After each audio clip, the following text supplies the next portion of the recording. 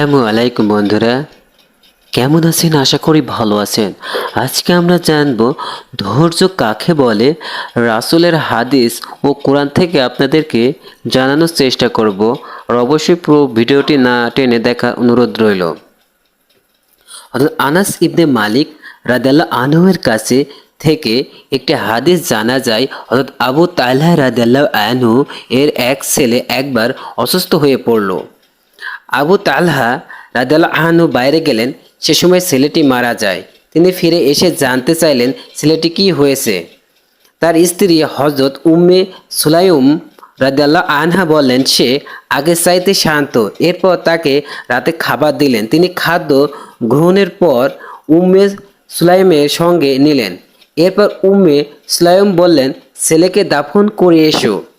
সকাল হলে আবু তালহা রাদিয়াল্লাহু আনহু রাসূলুল্লাহ সাল্লাল্লাহু আলাইহি সাল্লামের কাছে এসে ঘটনাটি বললেন। রাসূলুল্লাহ সাল্লাল্লাহু আলাইহি সাল্লাম জিজ্ঞেস করলেন, গত রাতে তুমি কি স্ত্রীর সঙ্গে ছিলে? তিনি বললেন, হ্যাঁ। নবীজি সাল্লাল্লাহু আলাইহি সাল্লাম বললেন, ইয়া আল্লাহ, তাদের জন্য তুমি বরকত দান করো। এরপর উম্মে সুলাইম রাদিয়াল্লাহু আনহা একটি সন্তান প্রসব করলেন। আবু তাহলা সেই শিশুটিকে নিয়ে নবী করিম সাল্লাল্লাহু আলাইহি সাল্লামের কাছে গেলেন।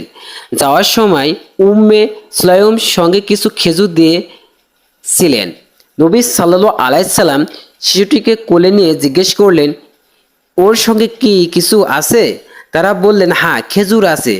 রাসূলুল্লাহ সাল্লাল্লাহু আলাইহি সাল্লাম খেজুর চিবিয়ে চিবানো খেজুর শিশুটির মুখে দিলেন। এরপর শিশুটির নাম রাখলেন আব্দুল্লাহ। বুখারী হাদিস 5470। সবর বা ধৈর্যের গুরুত্বের কথা ইসলামের ধর্মে বারবার বলা হয়েছে। তাফসিরে বাইজাবি অনুসারে ধৈর্যের 3 প্রকার। 1. সবর আনিল মাসিয়াত অর্থাৎ অন্যায় অপরাধ থেকে বিরত থাকা। 2. সবর আলাত তাআত অর্থাৎ ইবাদতে আল্লাহর আনুগত্য ও সৎ কর্মে কষ্ট স্বীকার করা। 3. সবর আলাল মুসিবাত অর্থাৎ বিপদে অধীর না হওয়া। কোনো লোক যদি অপরের পথ ধরে ধৈর্য অবলম্বন করে তবে তার জীবনে পূর্ণতা ও সফলতা আসবে। এসবের বা ধৈর্যের কিছু মূল্যবান উপাদান আছে। প্রথম, অন্যায় অপরাধ ও পাপ কাজ থেকে বিরত থাকা সব রকমের অকল্যাণ ও গ্লানি থেকে রক্ষা পাওয়ার জন্য একটি অন্যতম উপায়। দ্বিতীয়ত, ইবাদত ও সৎ কাজ করা। ইবাদত ও সৎ কাজ পবিত্রতা এনে দেয়।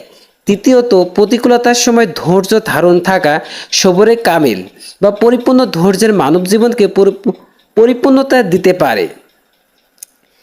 যে কোনো অযাচিত পরিবেশ ও অনাভূত পরিস্থিতিতে নিজেকে সংযত রেখে দৃঢ়তার সঙ্গে এগিয়ে যাওয়ার উদাহরণ আছে। যেমন হযরত মুসা আলাইহিস সালামের জীবনে তিনি নদী পাড়ে এসে নদী পারাপারের উপায় না দেখে প্রবল বিপদের মুখোমুখি হয়েও ধৈর্য হারাননি, বরং উম্মতকে সান্ত্বনা দিয়ে দৃঢ় বিশ্বাসের সঙ্গে দৃপ্ত কণ্ঠে বলেছিলেন, কাল্লাহ ইন্না মারিয়া রাব্বি সাআদিন অর্থাৎ কিছুতেই না, আমার সঙ্গে আছেন আমার প্রতিপালক, তিনি আমাদের পথ দেখাবেন। সূরা সোয়ার আয়াত 62। হযরত মুহাম্মদ সাল্লাল্লাহু আলাইহি সাল্লাম মক্কা থেকে হিজরত করে মদিনায় যাওয়ার পথে সাওয়ার পর্বতে গুহায় আত্মগোপন করে থাকার সময় তার সঙ্গে হযরত আবু বকর সিদ্দিক রাদিয়াল্লাহু আনহুকে এভাবে আশ্বস্ত করেছিলেন। কোরআনের শরীফে তার উল্লেখ করা বলা হয়েছে, যদি তোমরা তাকে রাসূলকে সাহায্য না করো তবে স্মরণ করো আল্লাহ তাকে সাহায্য করেছিলেন যখন অবিশ্বাসীরা তাকে তাড়িয়ে দিয়েছিল। সে ছিল দুজনের একজন। অপরজন আবু বকর। যখন তারা গুহায় মধ্যে ছিল সে তখন তার সঙ্গীকে বলেছিল, মন খারাপ করো না, আল্লাহ তো আমাদের সঙ্গে আছেন। তারপর আল্লাহ তার উপর তার প্রশান্তি বর্ষণ করলেন আর এমন এক সৈন্যবাহিনী দিয়ে তিনি তাকে শক্তিশালী করলেন যা তোমরা দেখনি, আর তিনি অবিশ্বাসীদের কথা তুচ্ছ করলেন। আল্লাহর কথা সবার উপরে, আর আল্লাহ তো শক্তিমান তথ্যজ্ঞানী। সূরা তাওবা আয়াত 40। আসসালামু আলাইকুম বন্ধুরা, ভিডিওটি ভালো লাগলে অবশ্যই শেয়ার করবেন এবং আপনাদের গুরুত্বপূর্ণ মন্তব্যটি আমাদের কমেন্টে জানাবেন।